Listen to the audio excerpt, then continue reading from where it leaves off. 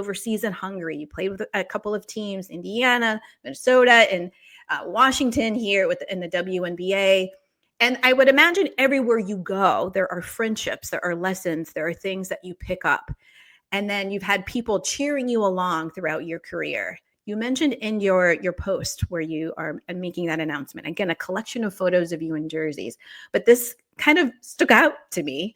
And it was so well written. You wrote, when people ask me how long I planned on playing basketball, I would always respond until my body says no. That day has come a little sooner than wanted, but man, what a ride.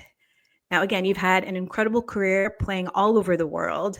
And you mentioned it again in the post that you had 4 knee surgeries, 3 within 2 years. Yeah. And the people along the way, the relationships you built, people cheering you on, helping you to get over those challenges.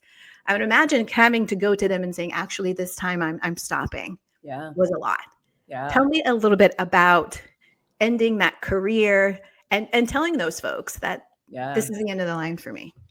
I get a little emotional thinking about it because it wasn't my desired time to retire. I didn't want to retire, but my body was just going through it at the time, and it wasn't the ideal retirement. You kind of want to have like a farewell tour, and my body was just kind of going through some things that I just couldn't really enjoy my last couple of months of playing. So that was tough for me to kind of accept retirement. I knew I was going to retire halfway into my last year playing overseas. I didn't tell anybody.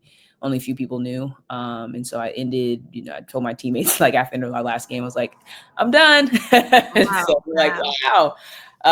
So that was definitely a change. And then getting home, and then, it was hard to continually have to keep telling people like, hey, what you doing next? Where are you going next? I'm like, I'm retired. And they were like, no, you're so young.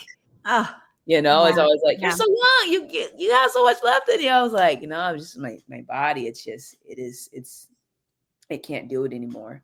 And so that was hard. And that was like a couple months of that. Having to continually tell people, it's like constant grief, Yeah. Yeah. I'm not playing anymore.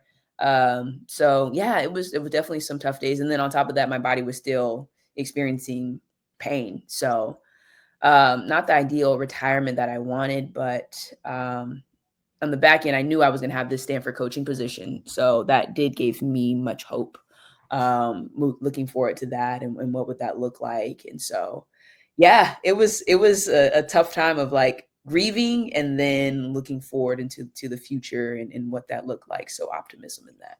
Yeah, I can only imagine how hard it is to grieve for yourself and then have to grieve for the people that you're telling over. Yeah. Now you're consoling them because they were so excited. Like, I'm the one retiring here. Yeah.